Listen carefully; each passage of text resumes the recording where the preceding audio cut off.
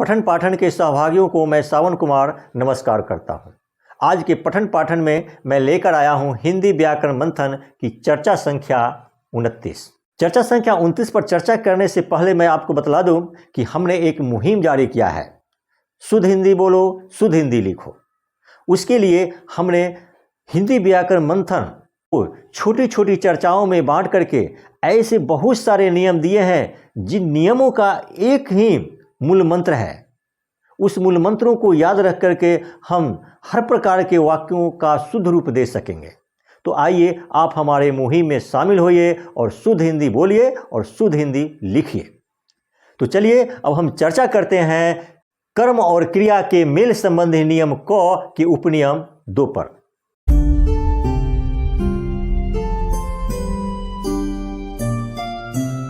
उपनियम 2 कहता है कि वाक्य में विभक्ति युक्त कर्ता हो तथा भिन्न भिन्न लिंग और वचन के अनेक विभक्ति रहित कर्म आए हों एवं वे और जैसे संयोजक अव्यय से जुड़े हों तो क्रिया सदा बहुवचन पुल्लिंग में होगी।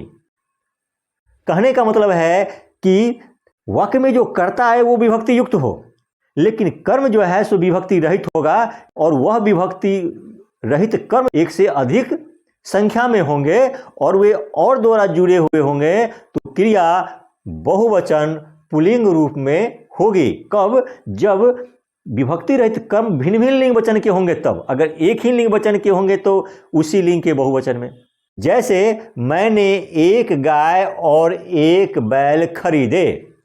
मैंने, किसने खरीदे? मैंने यहाँ पर विभक्ति युक्त है, इसीलिए मैं के लिंग और वचन का प्रभाव इस क्रिया पे नहीं पड़ेगा।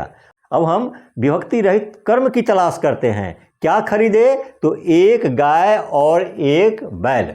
यहाँ देखिए कि गाय एक वचन स्त्रीलिंग में है और एक बैल एक वचन पुल्लिंग में है, तो एक गाय और एक बैल मिलके बहुवचन हो गया, तो क्रिया तो बहुवचन रूप में होगी ही, लेकिन स्त्रीलिंग और पुल्लिंग दोनों है, इसीलिए क्रिया पुल्लिंग रूप में होगी। अर्थात क्रिया जो होगी बहुवचन पुल्लिंग रूप में होगी।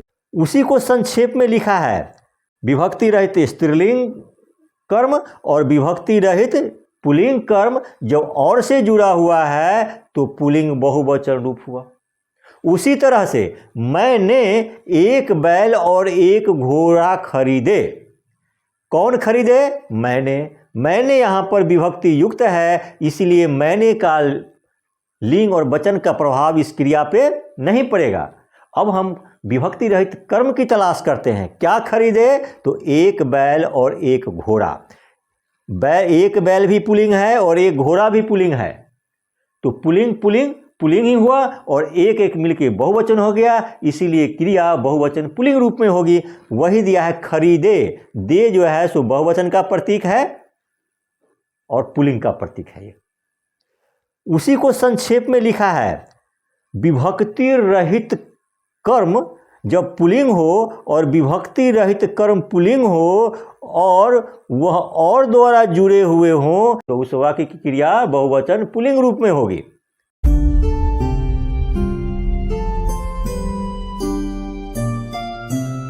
उसी तरह से अन्य वाक्य लीजिए, उसने एक गाय और एक बकरी खरीदी।